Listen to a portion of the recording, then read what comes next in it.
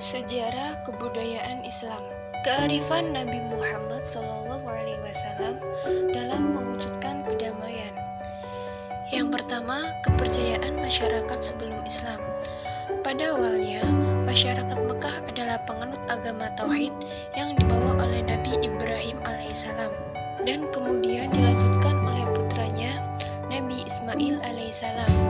Perjalanan hidup Nabi Ibrahim, Siti Hawa istrinya, dan Nabi Ismail putranya membuahkan sejumlah ajaran dan kebudayaan Islam yang sampai sekarang terpelihara, seperti Ka'bah, Maqam Ibrahim, dan peristiwa kurban.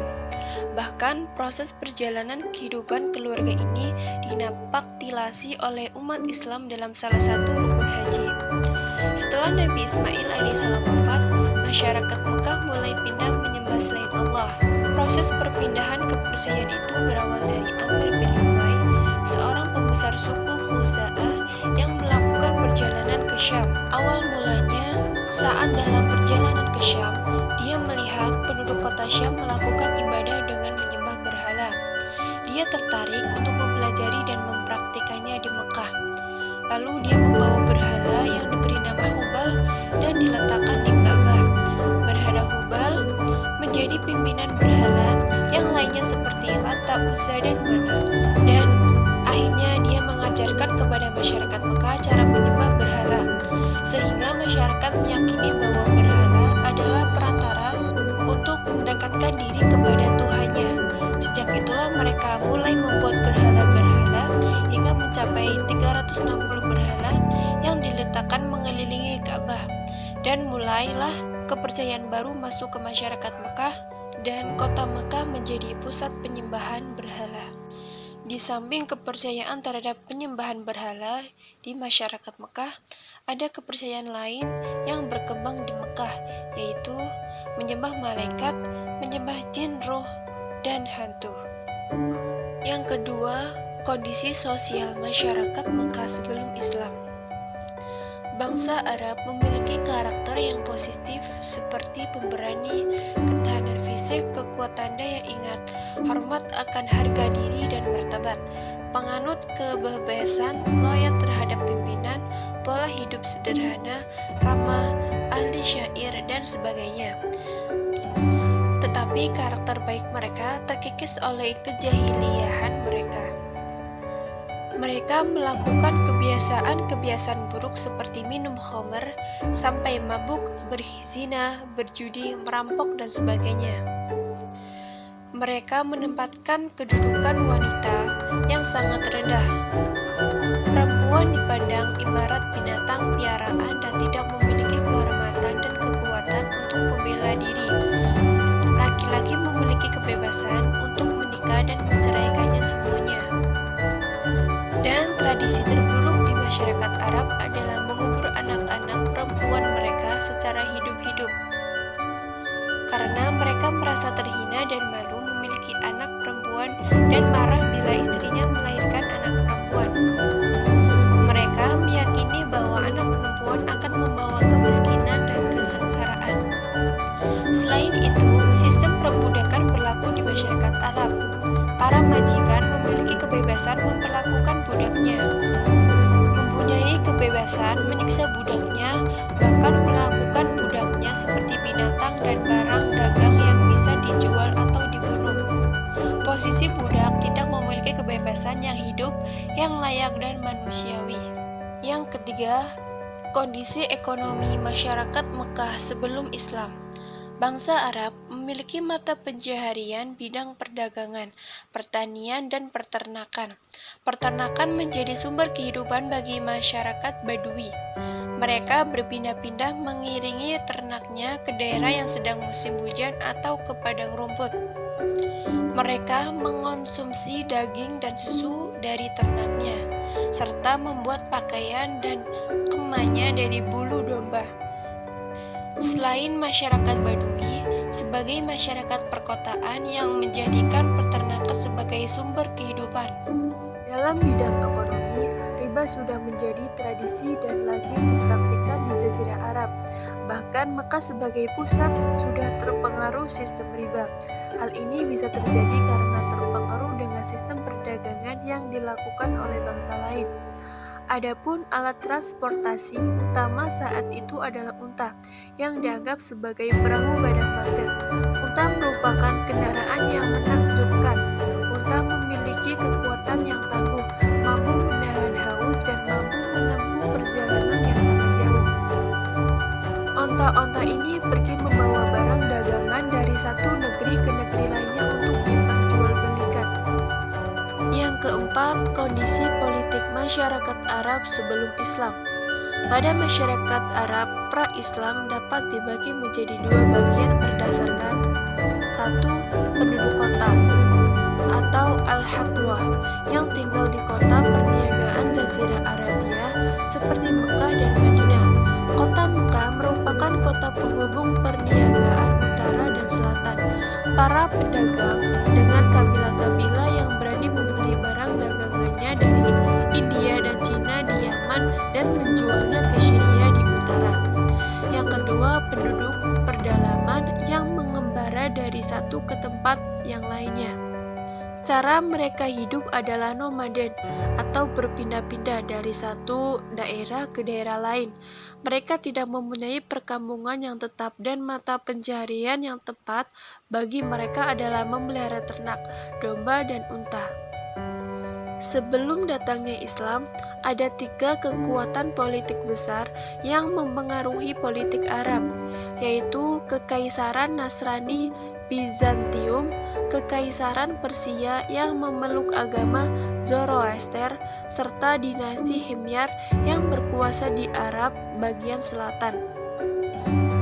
Kondisi politik Jazirah Arab terpengaruh oleh dua hal, yaitu interaksi dunia Arab dengan Kekaisaran Bizantium dan Persia. Yang kedua, persaingan antara agama Yahudi, Nasrani, dan Zoroaster. Bangsa Arab terdiri beberapa suku. Mereka memiliki rasa cinta berlebihan terhadap sukunya. Tidak jarang peperangan terjadi antara suku. Perang pertama yaitu perang antara suku Kinana dan Hawazan, kemudian Quraisy dan Hawazan, serta Kinana dan Hawazan lagi. Peperangan Fajar terjadi 15 tahun sebelum Rasul diutus. Selain itu, di Jazirah Arab terdapat beberapa kerajaan yang pernah ada, antara lain yang pertama, Kerajaan Kindah, yaitu pada tahun 480 sampai 529 sebelum Masehi. Kerajaan ini adalah salah satunya kerajaan yang berdiri di tengah-tengah Jazirah Arab di antara hukum yang diatur berdasarkan kabilah. Namun kerajaan ini berumur sangat pendek. Raja pertamanya kerajaan ini adalah Hajar Aqil al-Miror. Kerajaan yang kedua yaitu Kerajaan Ma'in dan Kerajaan Qutban, yaitu pada tahun 1200 sebelum Masehi sampai 700 sebelum Masehi. Kedua kerajaan ini hidup di satu zaman. Keduanya adalah kerajaan paling awal di Yaman, namun sejarah tentang kedua kerajaan itu sangatlah sedikit. Yang ketiga, Kerajaan Sabah, yaitu pada tahun 955 sebelum Masehi sampai 115 sebelum Masehi. Kerajaan Sabah ini berdiri setelah runtuhnya Kerajaan Ma'in dan Qutban. Kerajaan Sabah juga meliputi Hadramaut, ibu kotanya adalah Ma'rab. Kerajaan ini menjadi terkenal disebabkan dua hal, yaitu yang pertama adanya Ratu Bilqis. Kisah tentang ratu ini dengan Nabi Sulaiman disebutkan dalam surah An-Naml. Dan yang kedua, bendungan Ma'rab yang besar. Yang keempat, ada Kerajaan Himyar.